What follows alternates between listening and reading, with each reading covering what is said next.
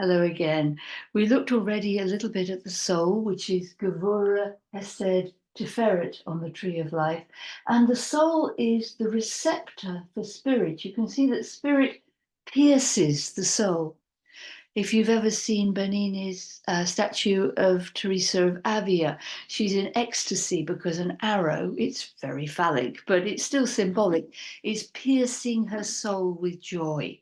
Now, that's a lovely idea, isn't it? But quite often it just doesn't quite happen like that. And this is because Beriah here, which is the world of spirit, certainly comes through Daat here, which is the Yesod of Beriah, through the Daat of Yezirah, and will come down to Tiferet. However, it's going to be blocked if our side triads are too swollen with our opinions and beliefs. When we hold too fiercely to a belief, it gets locked in and it becomes too important for us to let go of it to allow spirit to come through. Now, spirit is totally impersonal.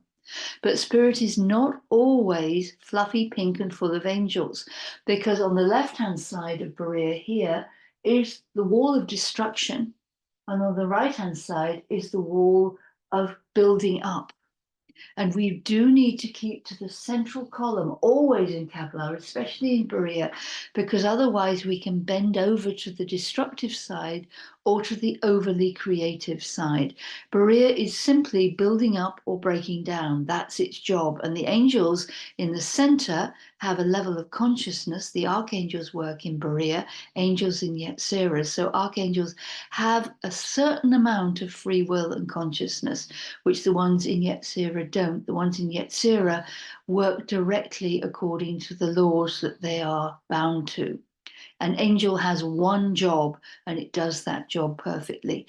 The archangels in Beriah on this side are ferocious and will break things down. The archangel on this side are also ferocious, and they will build things up along the idea of a volcano if you're not balanced in the center.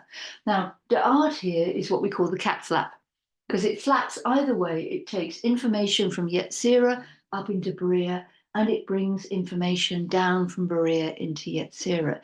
If it's clogged or it's blocked by our negativity, then we're actually going to send the negative up into Beriah.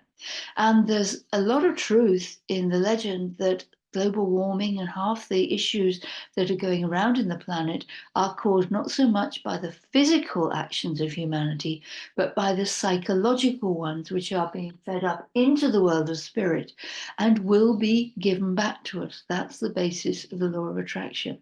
And remember, too, that this here, it may be the Daat of Yezirah, but it's the ego, the foundation, the Yesod of Beriah. So it reacts.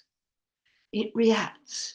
And if we are sending negativity up into it, it can do nothing but amplify that negativity and send it back down to us, which is why it's so important to do techniques such as emotional freedom technique or meditations to clear these side triads of negative beliefs and negative emotions that we hold. I do have some meditations which I will be very happy to send to you for free, which take you into these side triads to dissolve the negativity that may be there. They've been used by me and my students for quite some time, and they do have quite a profound effect. Sometimes you have to do them several times. It depends how deep your loading is.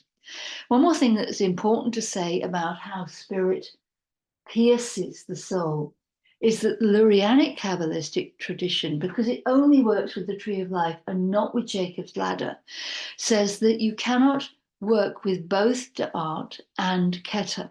It's one or the other. That may be true, but it's not how it works in the Toledano tradition, which has this whole Jacob's ladder. And that's because you can see in Jacob's ladder that if you're working with Keter, you're linked directly to the divine. That's the place known as the kingdom of God, the Malkut of Atzilut. So if you raise yourself up to God in prayer, distressing.